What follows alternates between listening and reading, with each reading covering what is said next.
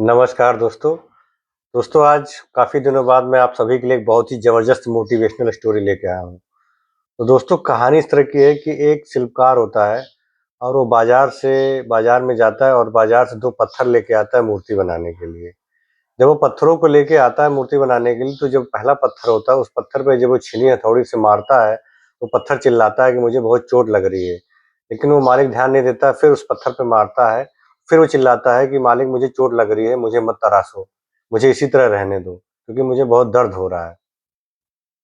मालिक कहता है ठीक है मैं तुम्हें नहीं तराशूँगा। वो मालिक उस पत्थर को उठा के साइड में रख देता है और दूसरा पत्थर उठाता है और दूसरे पत्थर पे भी छीनी हथौड़ी से मारते धीरे-धीरे, धीरे-धीरे, धीरे-धीरे करता रहता है, वार करता रहता है, उसपे पत्थर मारता रहता है, छेदता रहता है पत्थर को तराशने के लिए। फिर मालिक पूछता है दूसरे पत्थर से, क्या तुम्हें दर्द नहीं हो रहा है? क्या तुम्हें कष्ट नहीं हो रहा है मेरी छीनी हथौड़े से? वो पत्थर मुस्कुराता है, कहता है मालिक मुझे कष्ट हो रहा है लेकिन फिर भी आप मुझे तराशिए। आप मुझे तराशेंगे तो मुझे अच्छा लगेगा। और मालिक पत्थर को तराशते-तराशते एक बहुत अच्छी-सी मूर्ति बनाता है। बहुत ही अच्छी-सी शंकर जी की मूर्ति बनाता है और शंकर जी की मूर्ति बनाने के बाद उस पत्थर को बहुत अच्छे से पुताई करता है, पेंट करता है और उसको शोरूम में रखता है बेचने के लिए। एक व्यापारी आता है और वो कहता है कि ये शंकर जी की मूर्ति मुझे बहुत अच्छी लग रही है, तो आप मुझे इसके बदले में जो भी आपका खर्चा लगे या जो भी इस मूर्ति की कीमत हो, इस कीमत को ले लीजिए और मुझे मूर्ति दे दीजिए शंकर जी की, क्योंकि मैं शंकर जी की मूर्ति की मंदिर बना के स्थापना करना चाहता हूँ।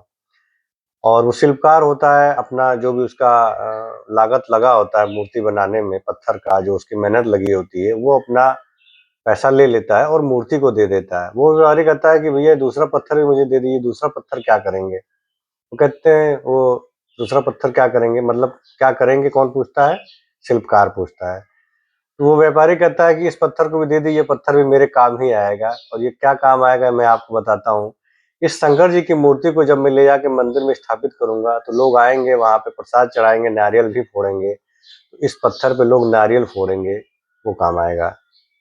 वो शिल्पकार जो है दूसरे पत्थर को भी दे देता है और व्यापारी ले जाके मंदिर की स्थापना करता है, शंकर जी की मूर्ति को मंदिर में बैठाता है और दूसरे पत्थर को शंकर जी के बगल में नीचे रख देता है। लोग आते हैं और प्रसाद चढ़ाते हैं, कुछ लोग नारियल भी लेके आते हैं और उसके पत्थर पे मारते हैं। जितनी बार पत्थर पे मारते हैं वो नारियल फूटता है और पत्थर को भी चोट लगती है। तो दोस्तों इस छोटी-सी कहानी के माध्यम से मैं ये समझाना चाहता हूँ कि हमारे माँ-बाप भी इसी तरीके हैं। हमारे माँ-बाप भी दोस्तों हमें तराशना चाहते हैं, हमें आगे बढ़ाना चाहते हैं, हमारा विकास करना चाहते हैं। इसीलिए वो हमें अच्छी-अच्छी बातें बताते हैं, अच्छा-अच्छा ज्ञान देते हैं, अपने जीवन का अनुभव देते हैं और हमें सवेरे जल्दी उठने के लिए प्रेरित करते हैं। लेकिन हम क्या करते हैं, हमको नींद प्यारी होती है, हमको सोना बहुत होता है।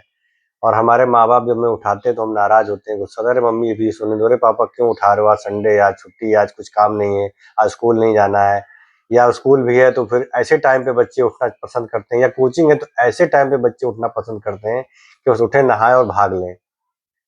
तो दोस्तों अगर आपको वाक़ई में उस शंकर जी की मूर्ति की तरह बनना है, जिसकी वाक़ई में बहुत बड़ी कीमत है, जिस मूर्ति की पूजा की जा रही है और एक दूसरी मूर्ति जिसपे नारियल फोड़ा जा रहा है, तो दोस्तों आप सभी लोग ये डिसाइड करिए कि आपको क्या बनना है? आपको संसार में नाम कमाना है, यश कमाना है या आपको ऐसा पत्थर बनना है जिस पे रोज़ नारियल फोड़ा जाता है। और ये नारियल दोस्तों वहाँ पे तो नारियल फोड़ा जा रहा है लेकिन हमारे ऊपर जो मुसीबतें आएँगी, नारियल रूपी मुसीबतें, परेशानियाँ, कष्ट, वो हमेशा जीवन में बनी रहेंगी। तो दोस्तों अगर माँ-बाप हमारे सिखा रहे हैं, कुछ बता रहे हैं, कुछ हमारे भलाई के लिए कर रहे हैं या हमारे गुरुजन हमारे भलाई के लिए कर रहे हैं, तो उनकी बातों को ज़रूर मानिए।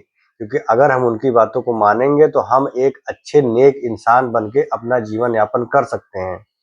नहीं तो उस नारियल है, जिस तरह फोड़ा जा रहा पत्थर, उसी तरह हमारे ऊपर नारियल रूपी मुसीबतें आती रहेंगी और हम जीवन भर कष्ट में बने रहेंगे। इसलिए दोस्तों अपने माँ-बाप का, अपने गुरुओं का, अपने दोस्तों का, अपने उन सभी वेल विशरों का कहना मानिए, जो आपकी भलाई चाहते हैं, आपके जीवन में तरक्की चाहते हैं। बस दोस्तों यही कहना चाहूँगा, आप लोग ध्यान रखिएगा। बहुत-बहुत धन्यवाद।